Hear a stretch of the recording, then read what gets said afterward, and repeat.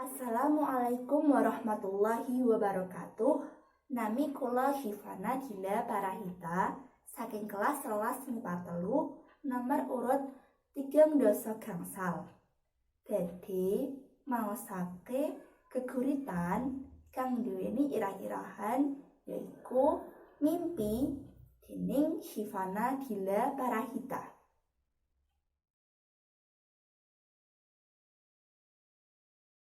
Mimpi dening Syifana Gila Parahita.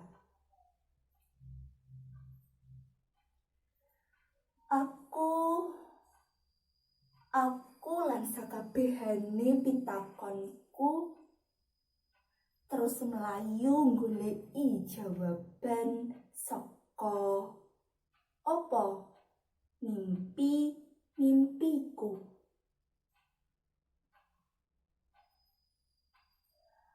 Kayata srengenge duweni alasan teka ing kauripanku. Banjur apa kepinginanku? Apa sing tak karepke ing uripku?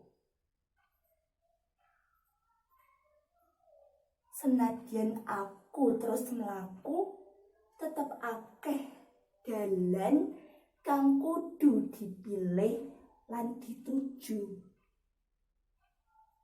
Ananging aku